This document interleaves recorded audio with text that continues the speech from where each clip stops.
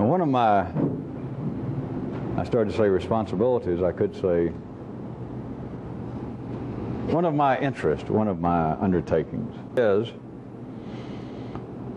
as opposed to psychology, as opposed to nowadays, you people's generation's common sense, as opposed to that of telling you that everybody has a unique, singular, formative background, is to get you to see that everybody has a very common,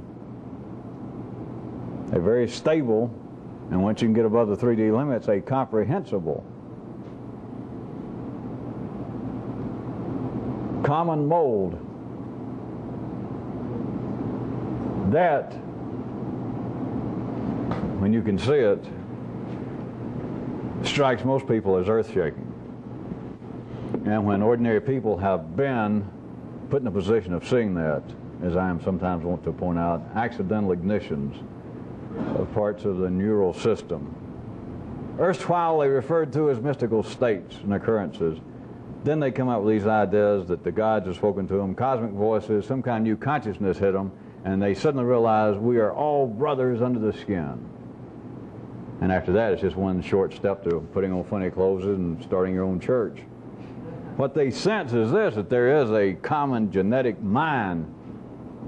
There is a pool.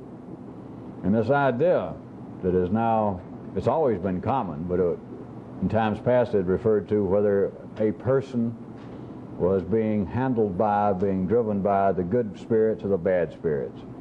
But now it has to do with the feeling that is part of ordinary consciousness. I'm not just blaming it on psychologists, and psychology is just people. It's just human consciousness. But it's now the feeling that everybody has an individual, very formative, very important, a singular, and I repeat, important background. If we were still using terms, or I was still using terms like mystical states, I could tell you that with most people, that's uno state. That's the first one. As you realize that I'm not all that cute. I'm not all that unusual. And then about 2 seconds later, some of you don't die from the experience. Then is the realization, not only am I not unusual, very unusual, I'm not at all unusual.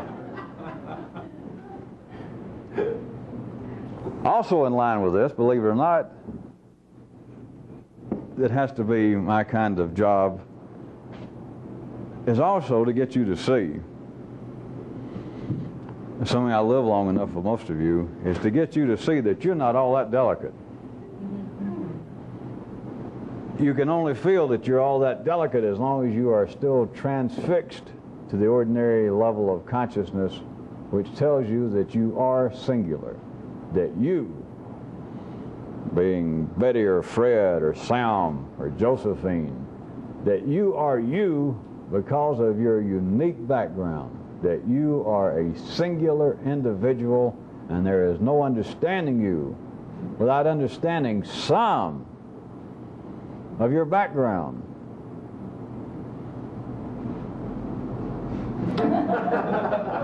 I was trying to think of what to compare that to. The only bigger rip-off that life has ever done to people, I guess, than that is when they flash on the screen that you know, for your edification, if not pleasure, they're going to present an encore performance of a TV show. And what it means is it's a rerun. To believe that there is no understanding of you, that there is no comprehension of you at all without some understanding of your background, it's just another part of the master arrangement. There is every understanding in the world of you, because there is a common, there is a comprehensible, and there is a stable, that is, that the genetic pool is not affected as ordinary consciousness would say it is by the fact of what seemed to be your environment, which your environment was nothing else but those people around you's genes in action.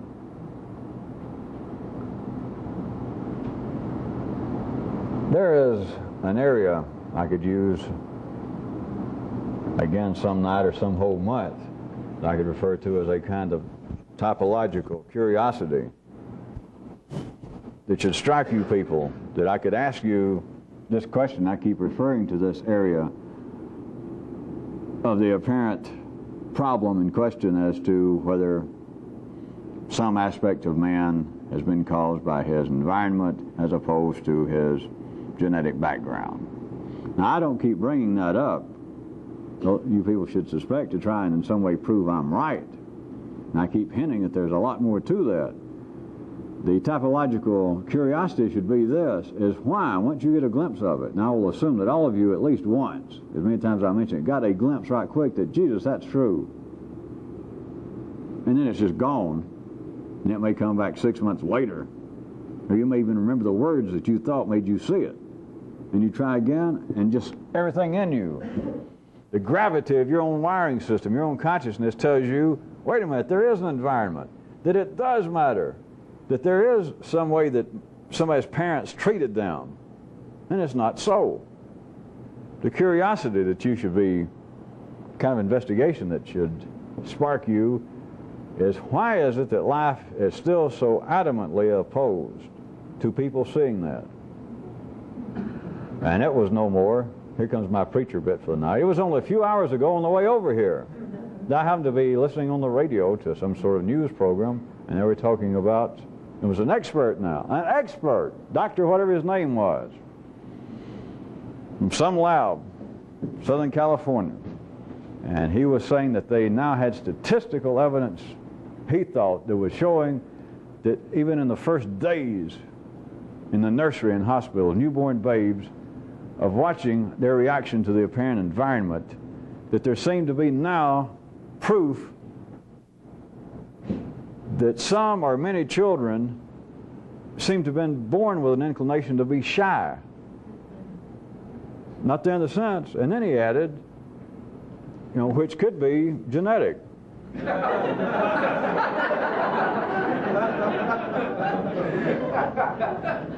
An expert on national public radio, an expert speaking on it, and nobody, you realize he didn't hear it. Nobody hears it. And that's not the first time this has happened. Life keeps this an absolute blind spot. When, once you can see past the limits at all of regular 3D consciousness, it's not even open to any question. There's no philosophical debate involved. It's just as much as saying, you know, when I spit, it goes down, it hits the ground. It's that obvious. And yet life still makes it impossible, even for those involved with the apparent scientific investigation and still discussion of the great question, that they will stand right there and say that, which is simply a reflection of what and what manner consciousness is working in the yellow circuit. That children may be born with this propensity, blah, blah, blah, and of course, this may be genetic.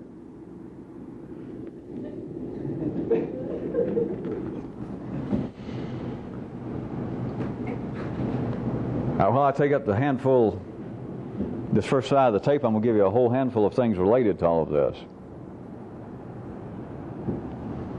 Remembering where I started, is the belief that you are singular, you and everyone else. And tied in with that are things that I can mention real quickly, and sometimes I let Kyrut make some comments about these, and complete with my continual reminding of you that although some of them may sound funny and some of them may sound a little hip, they are not hostile, they are not cynical, and they are not jokes. But it is all tied in with what would seem to be psychological detailing, if not some sort of vague attack on humanity, which is not. But you need to realize that tied in with this feeling of ordinary consciousness that you are unique, and that you are unique because of your background, that your background is singular, that no one had exactly the same background as you. So what? I'm not arguing that. But that you are some kind of result of your singular background. Along with this comes many of the things that some of you probably still take as being sort of humorous comments that either I or Kyrut makes, but about the continual talking of oneself. The continual describing of oneself. Well, hey, I'll tell you the kind of guy I am. Well, I'll tell you the sort of person I am. I'll tell you what I believe in. There's no need. You can do that with each other, but if there's anyone around who understands anything, if there's anyone around that's not locked into 3D consciousness, don't ever bother to tell them that. Don't even waste your time. Well, I'll tell you the kind of guy I am. I know what kind of guy you are. You're a human guy. And you came from the same genetic pool as everybody else. And there is no invented cultural impressions. There is no human environment has in some way shaped you. There simply is no environment. And sometimes some of you get a glimpse and you go, well, geez, no doubt about that. Why do you keep saying it? And then you don't think about it for 3 years. Or you hear me say it, and you still can't get back that, yeah. You just hear it and go, yeah, I understand that. And you just let it go on by. And you don't. Everything, the weight of all of life and all of consciousness, everything is weighted to tell you. And you're tied into it. It's not that out there is affecting in here, but the whole thing is weighted in such a way that the only possible explanation that people have to talk about is what caused me to do what I did. What's causing me to feel the pressures and to feel the propensities I have now to do. And all of the causes are, but what is out there? Then you're back to these kind of cultural artifacts and dinosaur bones that Kairu oftentimes makes little funnies about and observations, that what appears to be even the great horizontal minds, the great philosophers, the great thinkers, everything is remembered from the history, especially the Western world. They got a slight spin to it in other parts of life's body, but is this continual pointing out of how man has created such obscene cultural aspects in certain ways, how man is destroying the environment, how man creates institutions that are flawed, as though humanity, individually or some group, somewhere has gone outside reality, outside existence, and made up these things. Where did they come from? How did humanity do it? And even the yellow circuit itself, if you were following just that little bit, pressed just a little bit, is suddenly in a corner and there is no answer. And therefore, it's not because of. But another offshoot of that is the human consciousness simply does not perceive it. I'm not dwelling on that aspect again tonight, except to bring up to you that some of you should find that very, very, very, very interesting. Why it is so obvious that you've seen it at least one time for a split second. And why the leading experts of our day, no one can see it. And why you cannot see it continually. What is life doing to you again?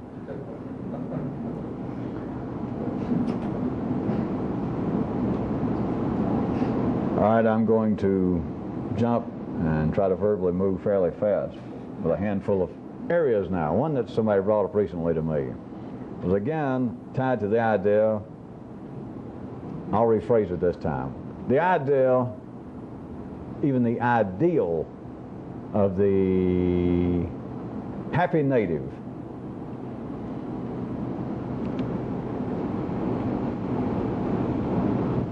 The feeling, and everybody here, everybody on this planet at various times has a piece of this, but many of you had a piece.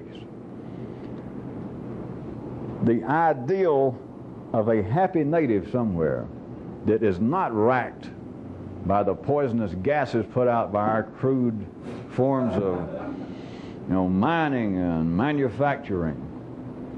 The happy native somewhere who does not have ulcers because of having to be at work at 9 every morning and being passed over for promotions. The happy native somewhere who does not have psychological and sexual blockages because of the insane ideas of the Baptist Church or the Catholic Church. The happy native. The happy, happy native. And in fact, I won't ask for names, but I'll bet that there is 2 handfuls of people seeing this tape and sitting here right now with me in real time that probably even made some moves, real overt plans to go and join some happy natives somewhere. To go visit at least and to benefit from the presence of these happy natives. And then probably stay there and live the simple life like the guides meant you to live. All right. Some of you laughing probably suspected I was about to make some attack, or at least point out that, it's not going to work. And so I will.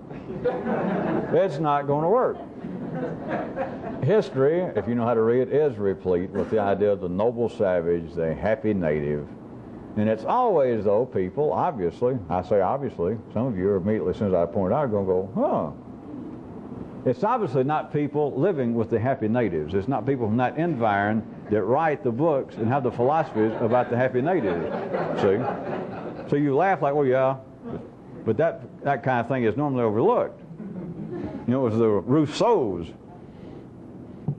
living in the midst of Paris, writing these great tomes and these philosophical dreams that humanity, and of course he meant primarily France and a few of those other small countries that the Parisians used to acknowledge from time to time.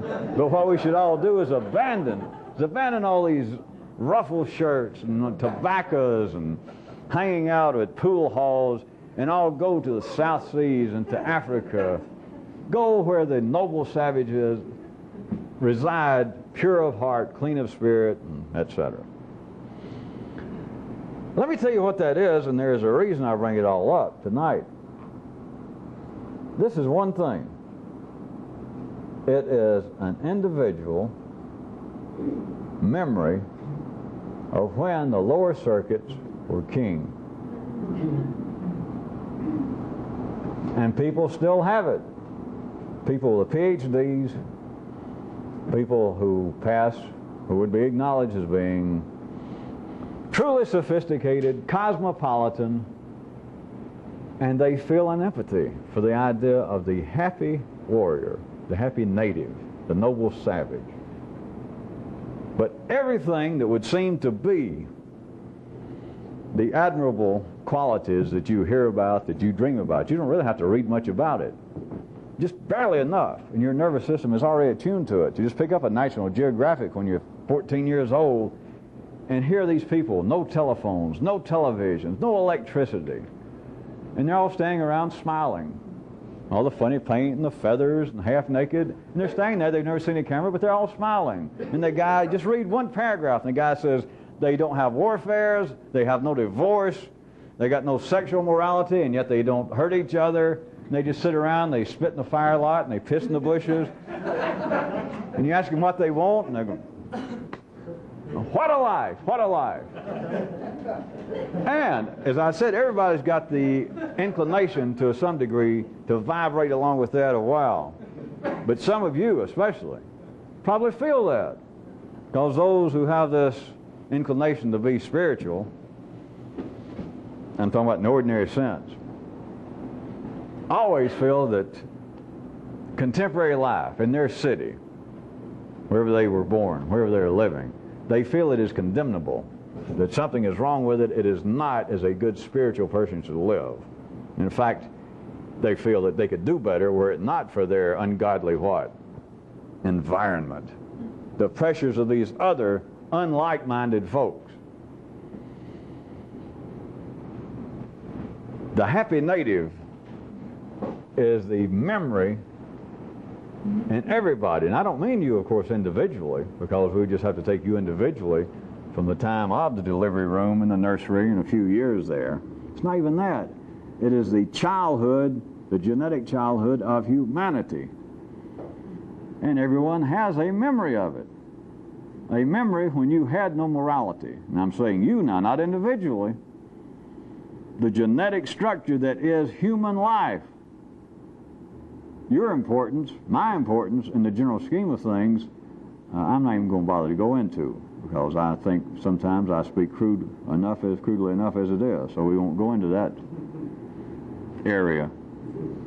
It is the complex, total genetic memory of humanity, not you, but of humanity, with a memory when the lower circuits were king, when they were the predominant force. when anything else that was taking place within the total structure of humanity was subject to the lower circuitry, the happy native, who had no use for morality, had very little use for talk at all, for discussions about things, for philosophies, for getting ahead in life, for all the very things that ordinary people oftentimes feel are the negative attributes of living in the city, being around other people. You are dealing with a 3D memory, and you cannot go back in the 3D world. That's why the Rousseaus, that's why the communes did not work back in the 60s. That's why it's never worked. There's nothing new, but a people who now are predominantly run by the upper circuits. They're the ones that have this reflection of the genetic memory of when this situation was not like it is in me. And that's true. What few people that you can find on this planet now that still seem to be primarily run by the lower circuitry. Of course, it doesn't seem to last long. As soon as they're discovered, as soon as they begin to be investigated and poked and wired up to things, they wire them all up.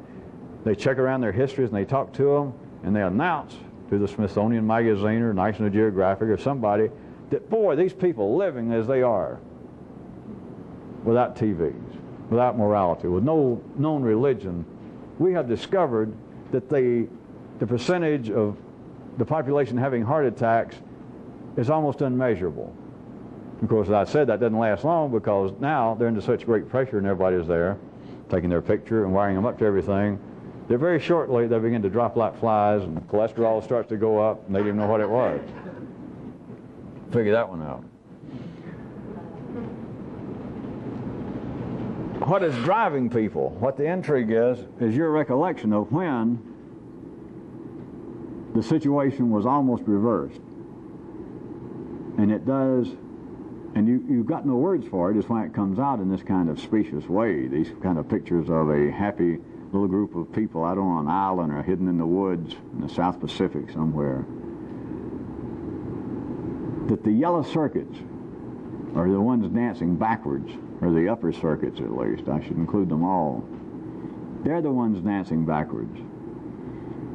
But also note, the little kicker in this is the dream of the noble savage, the happy native, is that the lower circuits in some way, which will not fit in the 3D mold, but in some way have become civilized enough that they are not totally destructive and selfish. That in some miraculous way the lower circuits are still predominant, but in some unspecified way that nobody can go into, they're almost saintly. They got great understanding that they don't even understand.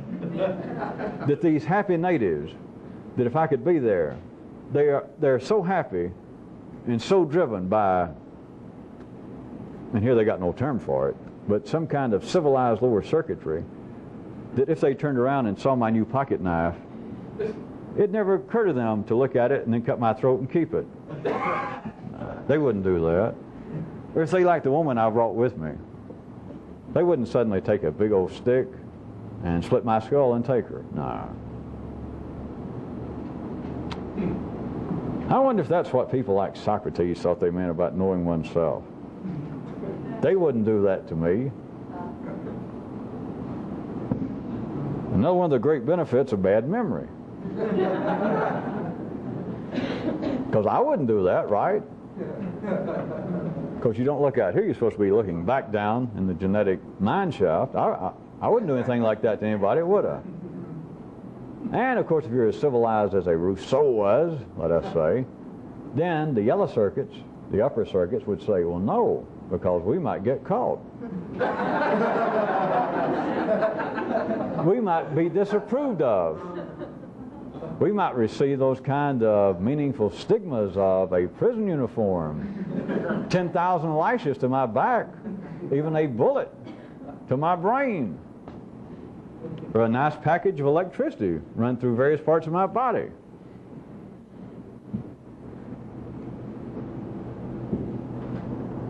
The happy warrior, the happy native, would be like a civilized barbarian. It is that which will not verbally and it will not consciously fit into any 3D definition, but that is what people dream of. Now, I'm not going to try and wrap you up a nicely tied punchline to this paragraph tonight, but you should find it interesting that all of you understood when I started talking about the noble savage or the happy native, that all of you, or if any of you thought that you did not really have any past connection to that, I could talk a few minutes if I wanted to, and I could weave you such a dream that you say, yeah, that's where I'd like to be. That's my kind of people, now that you've mentioned it. But what is it that is wired up into people that makes them believe that, when I can also point out to you quite correctly that no such thing exists? You could not go there. If you could actually go there, you would not fit, you could not stay, they would kill you, you would go crazy, all sorts of descriptions I can give you. It simply has never happened. Let's leave it that way. Gauguin takes off and goes to Tahiti, and what happens? He goes crazy.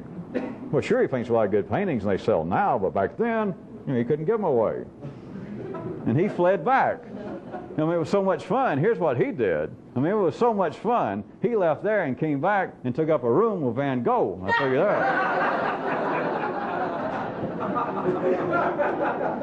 That's how happy he was with the happy native. At any rate, it cannot be done. But here's what you should find typologically interesting, is why is there the feeling that it can be done? It should be done. I belong there. When it can't, you don't and you won't. What is it? Because I gave you the place to start. That it is not you individually, but it is the genetic memory of when the lower circuits ruled. But now the situation is you could not even understand that unless you now had the upper circuits with the upper hand, or you couldn't hear me even say that. And you couldn't think, assuming that you believe you get something out of what I just said, you could not go, oh, yeah. A dream with no possible fulfillment. And a dream that smells so right. And it has plagued humanity throughout history, which is another way of saying what? Well, I'm glad you asked. History is another way of saying when the lower circuits begin to lose control. The only times you got history is when the upper circuits now are in control enough that they've got time, interest, inclination, and need to talk and write. So that's the only history you got. And yet genetically, you can feel something of what it would be not to be lashed, not to be tied to the upper circuits. Now I use some of the terms of morality, commerce, getting ahead, mores. Those are just words, but it is the reality of the human organism as it is now that the happy native, the noble savage, is no more. And yet the dream resides.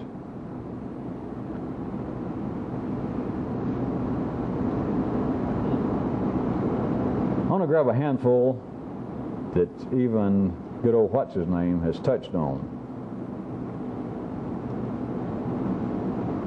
Cairo, that is.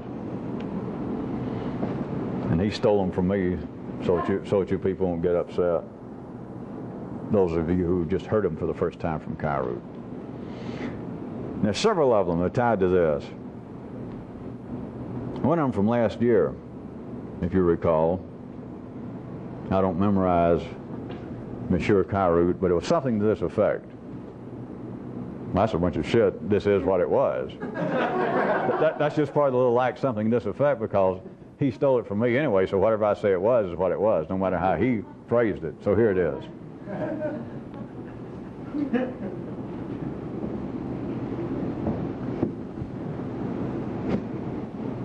That the dumber the ruler,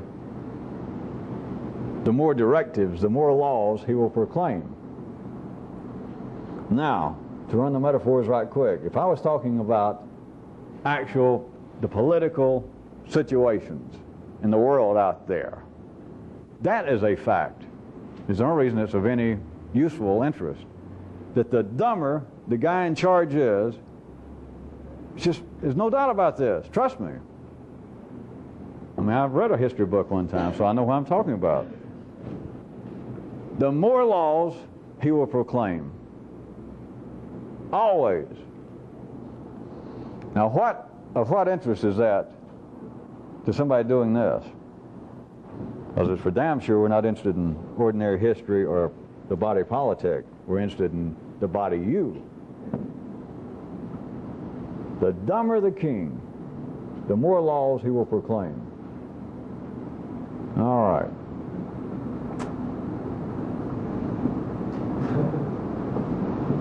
Would you think it's safe for me to say that most people who have some initial interest in something like this, just however they heard about it, read something I wrote or heard something about it, would you not say that we could lump them all in the first stage and say that their desire would seem to be in this general area?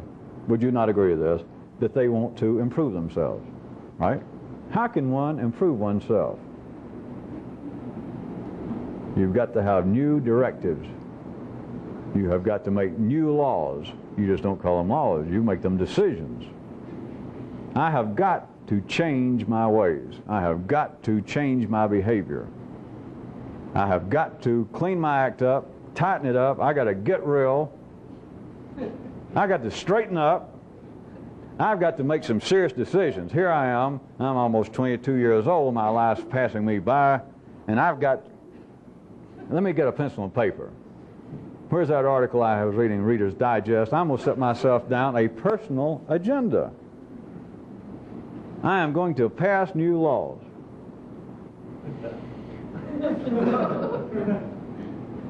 Yeah, but would it not seem that there is no alternative? If I was speaking for a friend or a frip sitting there listening to me, which I used to say it was a kid back here, and I'd talk to myself. Some of you new people, I thought it might spook you. I would say something, and I'd speak for humanity, and then I'd turn the other way, and I'd speak for me.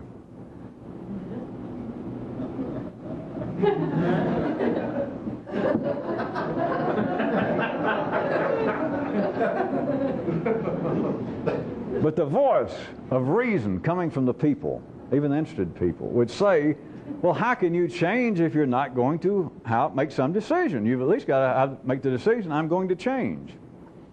Okay, I know that sounds all right, but I'm going to tell you again. Have I lied to you yet that you know of, that you can figure out? I'm telling you again, the dumber the ruler, the more laws he has got to proclaim. Think about it a second. But how could I change if I don't at least make one new law? The one new law is I'm going to change. I at least got to do that. Yeah. Now, but you know that's not going to do. So how could one change if there was not some new proclamations made, some new decisions, some new laws internally? Would any of you begin to suspect the truth of this, the correctness of this, that is one of the ways that life stays stable, is by having people continually proclaim their own ruler? You understand, we're not talking about kings and despots out here, some dumb inbred House of Windsor or Mountbatten or somebody. Not out there. We're talking about you, the king, the ruler. How many new laws, proclamations, would you figure that you make a day? That's right. Some of you will look blank like, well, I've never done that. How many per day? I didn't say a year. I didn't say a month. How many a day? And of course, by new, I'm looking at every day, every 24 hours as being a new life. But sure, it's the same ones over and over. But to you, they're not, because you got bad what? Feet and all memory. And so every day you say things like, well, I've got to quit eating so much. I've got to get up earlier. Can you not see? And I start off with this metaphor because it is true. That when you've got somebody on the throne that is just a poster child for dim-wittedness, when you've got a dullard with an emerald robe on, that every day, I mean, that's part of the hobby of being dull, dim-witted, obtuse in the head, is to continually proclaim a brand new law. Maybe the same one every day, but who's going to tell there in the court? Who's going to tell the king? You give that same, you keep saying it's a new law, and you do the same ones over and over. We've got to ride these metaphors as fast as we can, simultaneously. You know Nobody but a double dullard is going to tell the king, you know, hey man, you're losing it. You don't do that.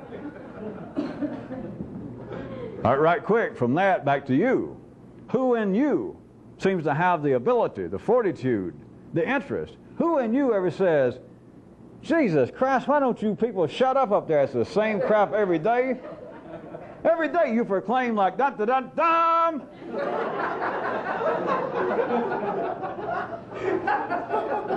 Let's quit eating late at night. And then it's like this is some world-shaking decision that you finally come to up there. And that's the same shit I've heard for 20 years. Has that ever happened? Never. Never, never, never, never.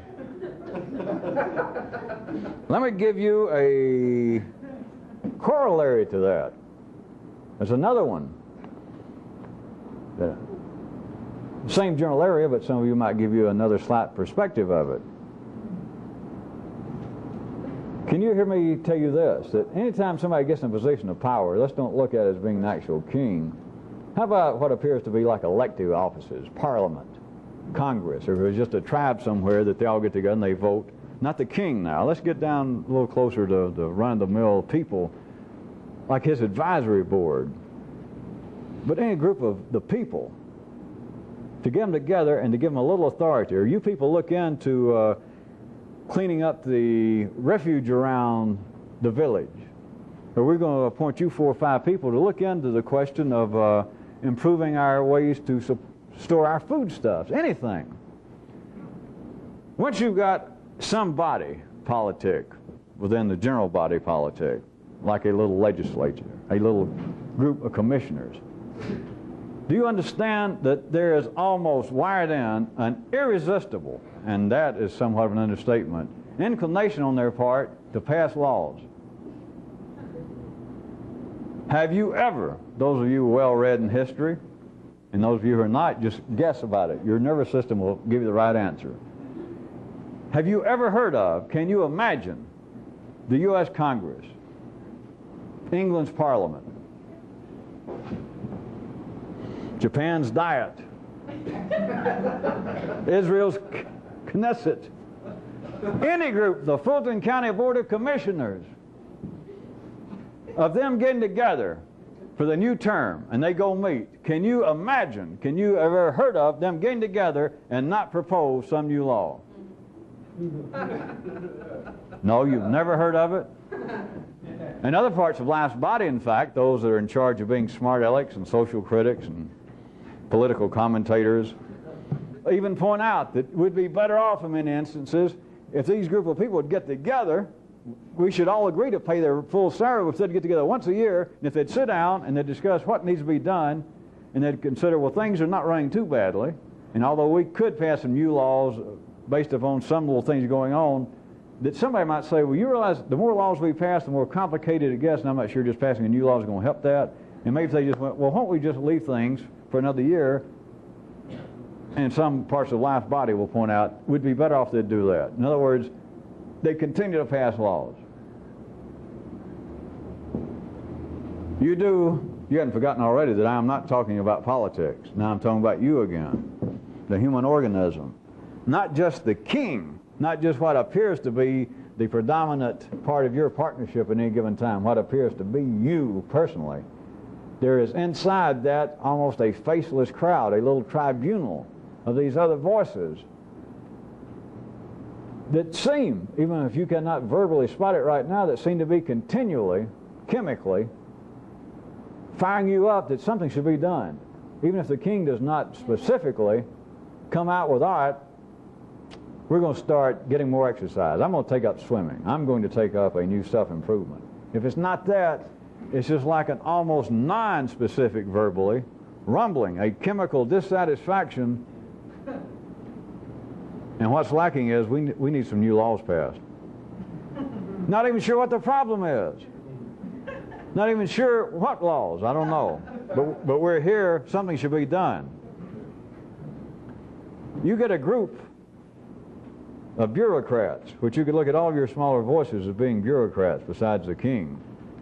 And I don't have to say much about bureaucrats, do I?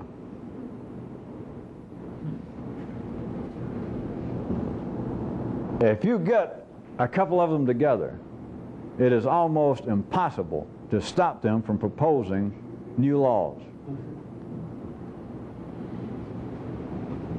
But then I could speak from the voice of ordinary reason for some of you and say, well, yeah, that is true, but if that was not true, I wouldn't be here listening to you. Nah, nah, nah. You could say that. It would appear to be valid. But you surely understand by me bringing up for the last 10 minutes all this, that there is some other direction that one must take.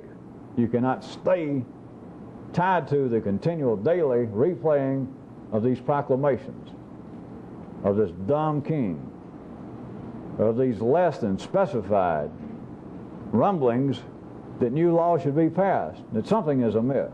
And what we need is new laws, new regulations, new decisions as to what to do.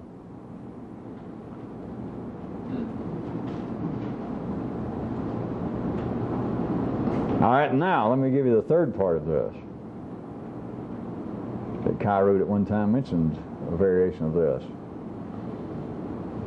This kind of dumb king, which it should really read, this kind of dumb / wise king, because that's the only kind you've got available in the city, has a crude knowledge of the fact that it is easier / more efficient to get the people to go to war over his ideas than to try and enact them. Now, does anybody know that we're finally getting somewhere? What is it you do? You proclaim the goddamned ideas, and then you argue with yourself about it. Then you argue with other people. You are ready to go to war.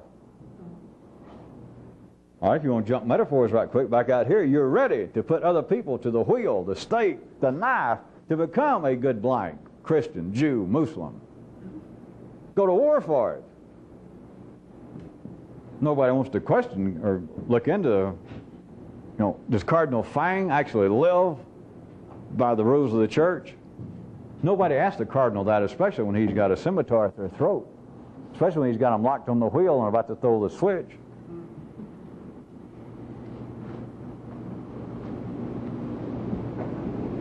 I remind you again, we're not talking about the Inquisition, we're not talking about Spanish politics, we're not speaking about Cardinal Fang, we're speaking about you.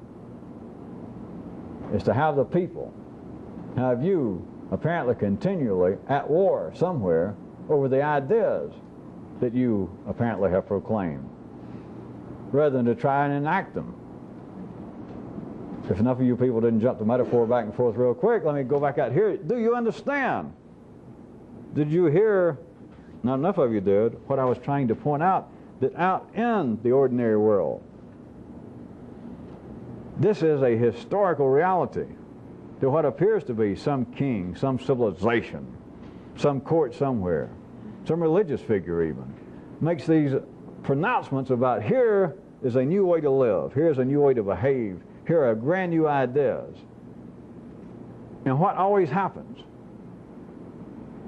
to some degree, is apparently, and of course this is just apparently the way it looks in the 3D world, he motivates, he directs the people that he's talking to go out and fight about these ideas. Not live by them, not let's all do it. Do they sound great? And the people go, yeah, why not? They sound good. And he says, all right, let's all start taking time off every afternoon and we'll work on doing this. He says, how do they sound? Everybody says, great. He says, hey, let's go over and attack our neighbors because they don't believe it. And they'll say, that really sounds great. And they'll do it. They always have done it. And if you stop the people and you question them real quick, if you could get their attention this way, they would say that the fight is a kind of attempted enactment of the ideas that will finally lead to it. It will make these other people understand it. You'll have better neighbors. Then I'll be able to pursue the ideas myself. It all fits in the 3D world. It is easier, it is more efficient, the way life is wired up, for you to apparently continually stay at war, debating, arguing about the ideas that you apparently have proclaimed. Whether you got them somewhere else, that you read some book on philosophy or some book by some spiritual guru that, yeah, that's it, I've been looking for that, that's the way to live. what's the first thing you want to do? You want to find somebody and talk about it and then argue, because there's going to be some argument. They're going to say, oh, that's a bunch of shit. You say, no, it's not. No, it's not. And if you got nobody else to talk to, you'll do it internally. Over and over, you'll go at war over the ideas. Because that is the easiest. That is the most efficient. That is the way life is wired up. Is the tape already out? Thank you, Larry. How much time we got?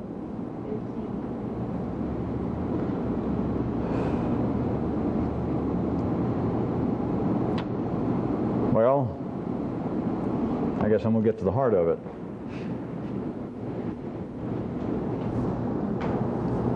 How can one man reveal so much cosmic, astounding information on one side of an audio tape? All right. This is getting close to tonight's punchline. Are you ready? A further verbal exposition of, I guess, what my job, what my responsibility, what my interest is for you people.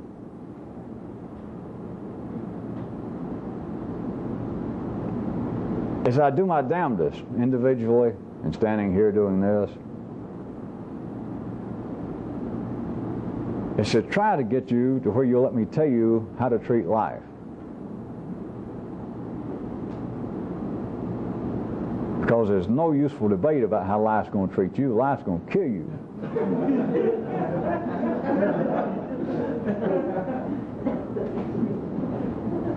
But you, a real revolutionist, can find a way to do this, and it's the first time I've ever tried to put words on it this way, except individually to some of you in a certain manner. So here it is. If I could just tell you in a certain way how to treat life as a fully functioning, as a living, as a conscious entity. Not gods, but the idea of gods, prayer. People walking around during the day and say that they periodically talk to God. It's all a reflection of it, always has been. But the people doing this, me calling them real revolutionists now, is just another name, another useless name, but throughout the time, the people who have been doing this had a certain kind of relationship, even a certain kind of verbal relationship to life. Because although I guess it's my term, talking about the life of life, I guess I made it up as far as I know. It is not some attempted metaphysical description. This thing is alive. There is no dead space. There is no out there. We are in it. And I even hate to say that because it brings on dreams in many people's yellow circuits of some kind of anthropomorphic idea. You know, all you're seeing is God's in our shoe and in our elbow and in the trees. If anything, if you could turn that backwards, you'd be a little bit better off, but not worse.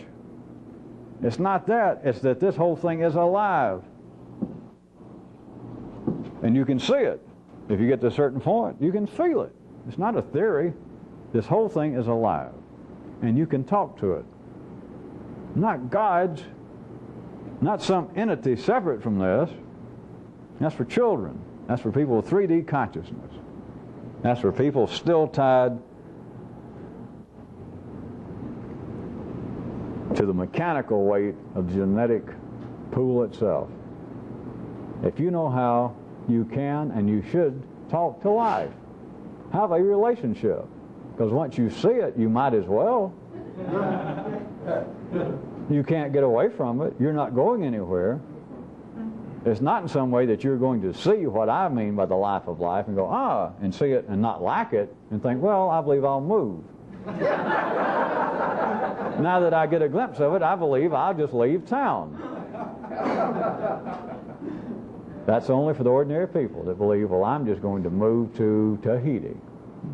I'm just going to get out. I'm going to change religions. I'm going to change my name. I'm going to dye my hair. There is nowhere to go. So once you see it,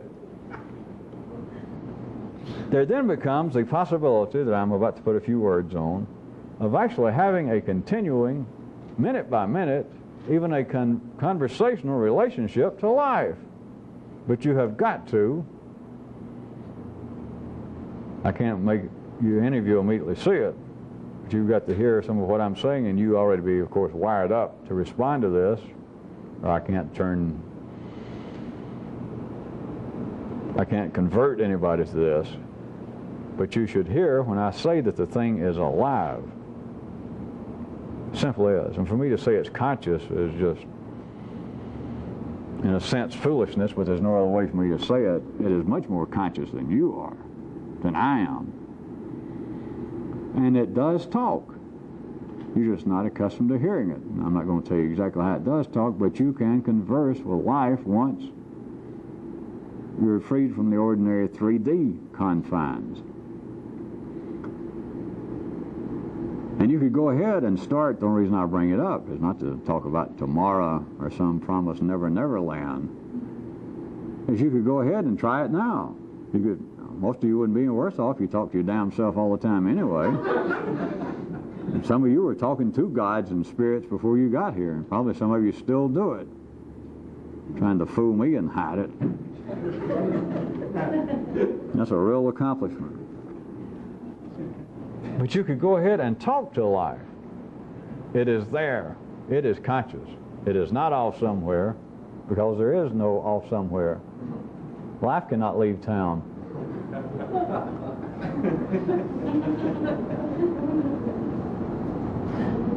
If you knew how, you can even engage it in a kind of, I heard 2 or 3 good laughs last time. I shouldn't have blown the word on what was, now I could use it. Badinage. A kind of playful, good humor bantering between you and life. But you've got to really understand that ordinary good-humored bantering between bricklayers and carpenters is not good-natured bantering. Like all humor in the city, it is based upon tension and hostility and all the general requirements of the city. And so you cannot talk to life. Trust me, you should not be talking to life in any smart aleck manner. Don't look at this as being spiritual or any of that. I'm just saying you don't. Because once you can get past the dumb, apparent ruler of yourself, then all of the other potential voices and feelings in you, you would not speak to in an unbecoming manner. You would not.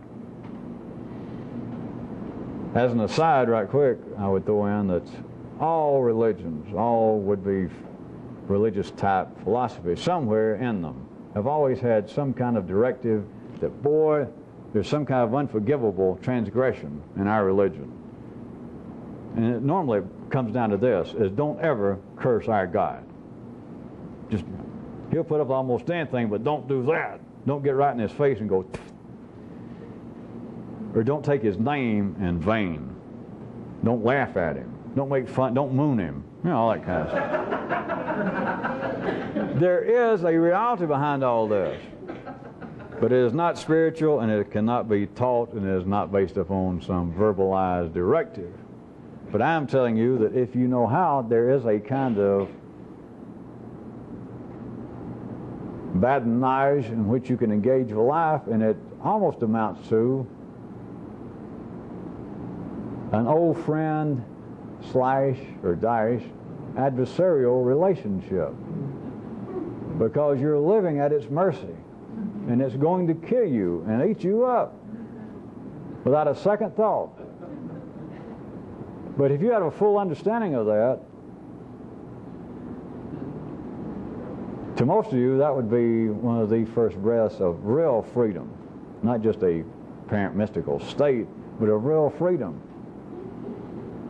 And since everyone is plagued by fear of one nature or the other, from there it gets into something I've tried to tell some of you before, and I'll bring it out once again tonight. A real revolutionist, being as human, genetically as common as everyone else, is not immune to what you call fear. But once you understand where you are in life and what life is, there is no such thing as fear. And I'm going to give you this verbal description one more time for you people who've never heard it. A real revolutionist, and this is a fair description, as much as you may think I badmouth words, since there is no way at all to convey this other than example, and those who are afraid wouldn't see the example if I could physically present it to you. So take the description. That whatever it is, if any other human, at any other time, at any other place has gone through this thing, whatever it is, double root canal worked, riding a roller coaster, flying in a jet plane, whatever it is, if any other human, any one human has ever at any time in any place gone through this, the real revolutionist attitude, no matter that he or she could be scared, chemically upset by this, if any other person has done it, that is, life made somebody do it. Life needed one person to fly on a plane. At least one, somewhere. Or one person. That some way they built these gigantic roller coasters and they just sat there, nobody ever got on it, and finally life, for whatever reason, made one person go and do it. If one person did it and survived, which that, you do understand that that is always the case, that somebody has done it and survived it. Somebody has had root canal work done in the back of a cab riding through Manhattan. If one other person has had this done, the real revolutionist attitude is no longer a question of fear. I am chemically upset by this. Not because of my unique background, not because of the way I was brought up, because I am human. Here it is, life has got me afraid of this. If any other human has done it, and here I am faced with it, that's the end of the subject. You may not ever want to do it again. You may not right then suddenly think, well, come to think about it, I bet I'll like root canal work. It's not that. It's simply to hell with fear. It is simply being in a kind of relationship of seeing life, that whatever life does, it's going to do. And if life has you down for a roller coaster ride, or maybe a combination, maybe riding a roller coaster while having the root canal work done, that's nothing. Life's going to kill you.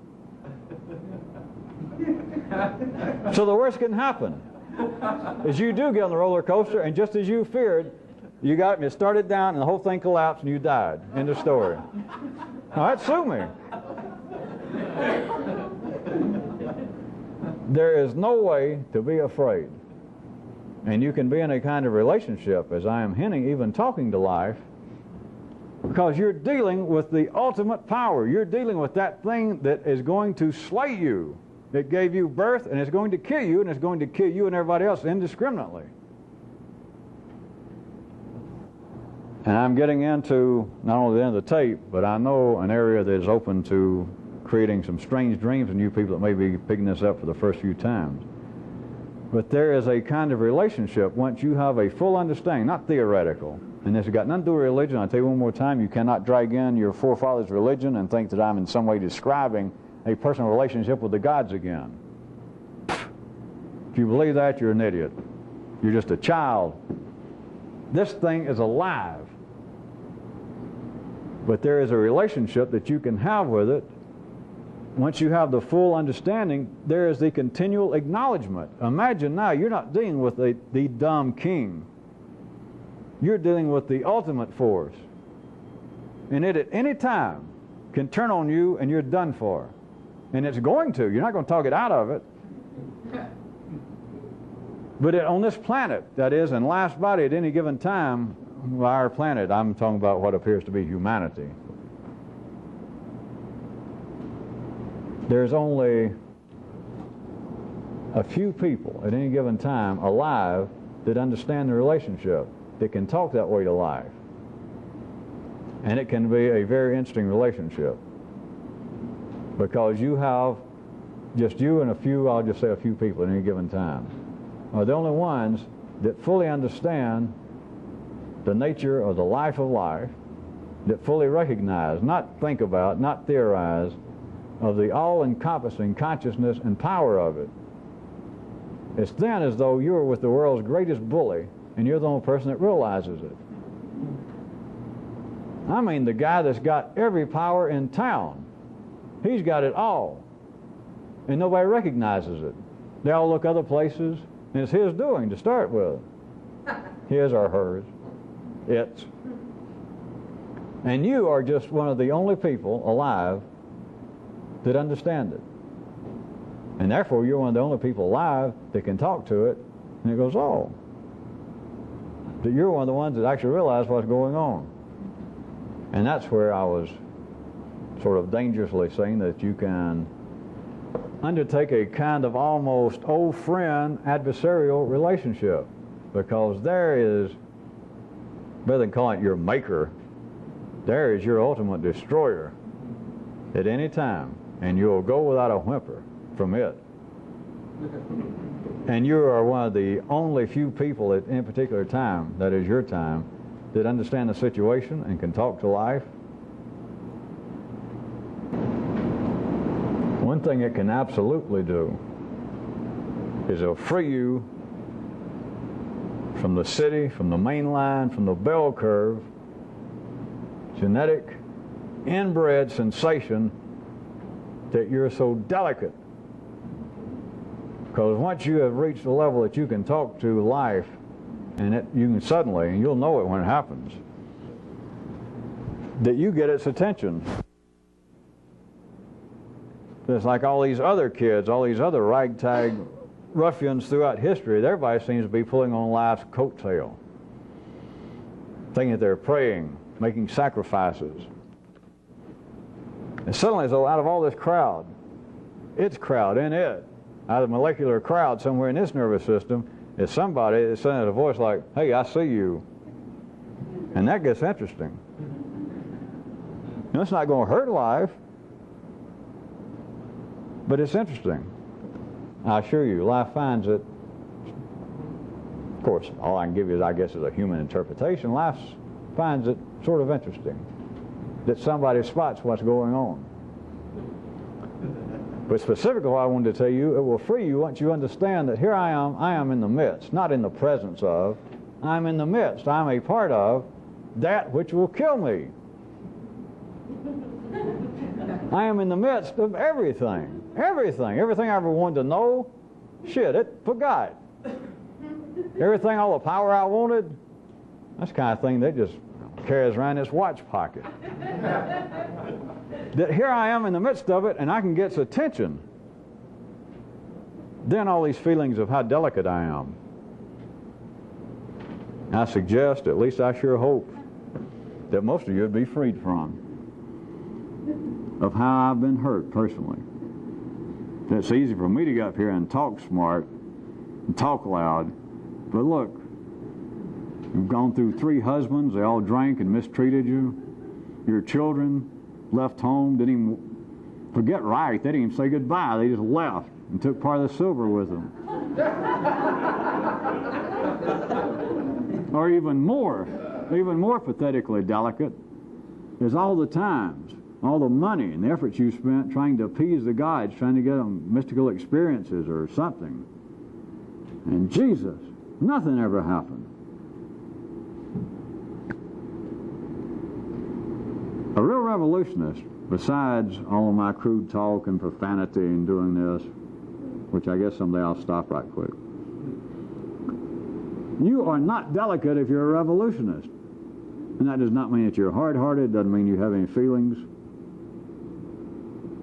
But the thing that you are delicate, that you in some way have got to be protected, that you need, you're hoping it was me, if not me, it's somebody else going to show up and somebody will sit down with you and listen to your background, take all the hours, the days, to hear about your personal background, which makes you delicate, that you're a person that's got to be handled just correctly. If that actually is true, if that proves to be true and you can't escape from that, you are not a revolutionist. Life will never pay attention to you. You are the poster kid for short-term memory for life. There's nothing wrong, because I'll be stepped on and cut down just like you will. But a real revolutionist, until I change the name of whatever this is not delicate, and you've got to see it. And of course, if you got fear, you're delicate. If you feel as though you're misunderstood, you're delicate. You're not misunderstood. I understand you. Anytime you worry about it, that life doesn't understand you, all right, you can say that, but you got to leave me out of it. Because now it's too late. You cannot say that you're completely misunderstood, because there's at least one person alive, and yet you've met him, that understands you, and that's me. So that's not true. Not only do I understand you, I assume that you get, at least tacitly from me, if not directly enough, not only do I understand you, but so what? There's nothing to understand except you're human. Life does not treat you delicately. You know why? Because you're not delicate. You are not a piece of Wedgwood. You are not an antique Tiffany lamp, stained glass bric-a-brac. Many people believe they are. And many people die over and over again before they go through the door of the slaughterhouse. That's part of life. Life needs it. Life needs nervous people.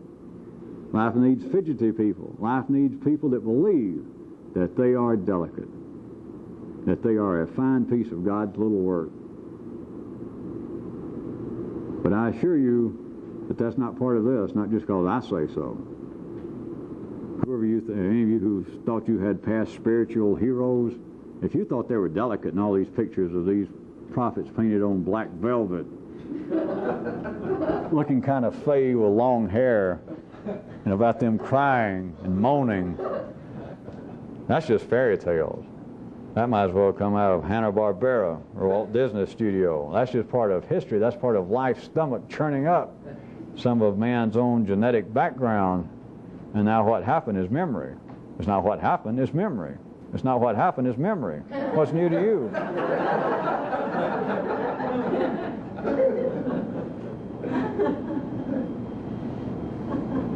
If you belong here, if you're really beginning to sense it, you people getting these tapes and other times and other places, if you really are beginning to feel, for whatever strange reason, some kinship, some connection that you believe I'm beginning to speak to you in some strange way, believe it or not, I'm telling you right off, you are not delicate. You might as well get over it. And I don't mean that you are sans any artistic feelings. You are simply not delicate. You're not going to break. There is nothing to break you except death. That's it. Everything else between here and there is just other people's hobbies. And you cannot afford those kind of hobbies if you're going to try to do this. You're not delicate. If you believe you are, you're sick. Of course, if you really believe you are, then you shouldn't be here, and I'm sick. You are not delicate. You cannot do this and be delicate. No one's ever done it and been delicate. You got to remember that life is only fattening you up, if it's paying any attention to you at all, to kill you. Life does not even notice you individually. And yet, you can talk to life. Life can take some notice of you. I'll tell you one more time, it's not going to stop that fine old fellow from killing you. I almost slipped up. That was a little joke.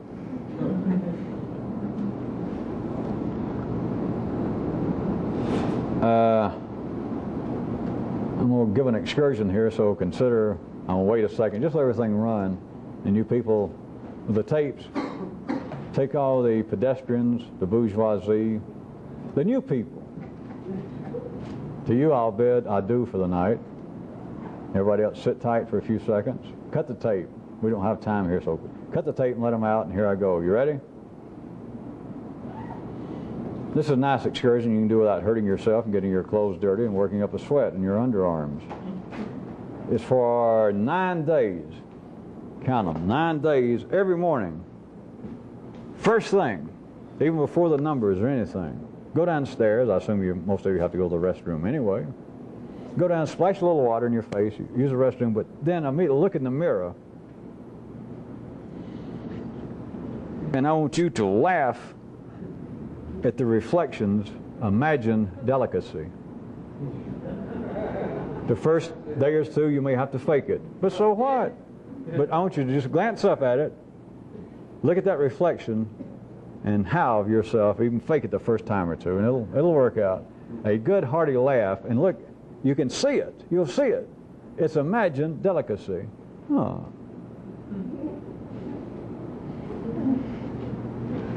It'll be good for you. No, it won't. Forget that. I don't make promises. Just do it. We have, I understand, enough almost to take up the rest of the tape of some of the Atlanta people. And I assume tonight, since no one ever has any warning, including hardly myself, as to what's going on when I, what do you call this, talk.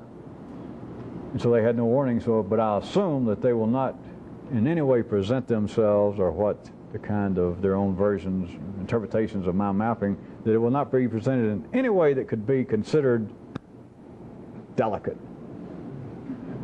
If they are, and you'll suddenly see the tape stopped, or they'll get the hook or the gong. You are not delicate. You're either alive or you're dead, but you are not delicate.